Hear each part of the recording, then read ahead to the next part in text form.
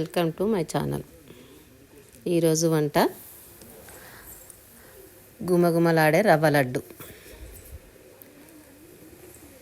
దీనికి కావాల్సినవి ఒక గ్లాస్లో రవ్వ తీసుకోండి.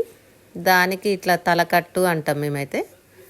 అంటే ఒక 100 గ్రామ్స్ మనకు రవ్వ అయితే 75 గ్రామ్స్ షుగర్ తీసుకోవాలి. ఆ చక్కెరని మీరు ఏం చేయాలి, కొంచెం మిక్సీ పట్టుకోవాలి.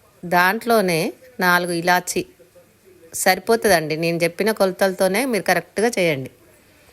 ఏమీ అటు ఇటు కాకుండా చేయండి, చాలా బాగుంటాయి. 4 ఇలాచి వేసేసి పౌడర్ చేసుకోండి.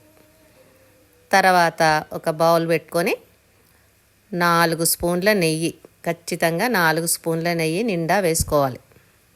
దాంట్లోకి జీడిపప్పు కొంచెం కిస్మిస్, కొంచెం ఎండు కొబ్బరి ముక్కలు చేసి వేసాను నేను.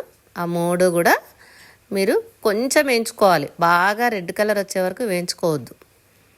వేయించుకున్న తర్వాత ఆ రవ్వ గ్లాసు, ఏ గ్లాస్తో అయితే మనం వేసుకున్న, మీ ఇష్టం, మీ క్వాంటిటీని బట్టి ఏదైనా ఒక గ్లాస్ వేసుకున్నప్పుడు దాంట్లో 75 గ్రామ్స్ మాత్రమే షుగర్ వేసుకోవాలి. దాన్ని కొంచెం ఆ డ్రై ఫ్రూట్స్ వేగగానే రవ్వ వేసేయండి. దాంట్లో ఆ డ్రై ఫ్రూట్స్ తీయడం అలా ఏమీ చేయొద్దు.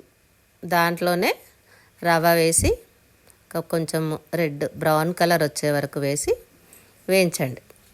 దాంట్లో షుగర్ వేసేసి మళ్ళీ మిక్స్ చేయాలి. ఒక 10 నిమిషాలు అలా వేయించిన తర్వాత గ్లాసు పావు వంతు మాత్రమే, 1/4 అంటాం. ఒక గ్లాస్లో మనము బొంబాయి రవ్వ వేసుకున్నాం, 75% షుగర్ వేసుకున్నాం. 1/4 పావు భాగం మాత్రమే పాలు, వేడి పాలు దాంట్లో పోసేయండి.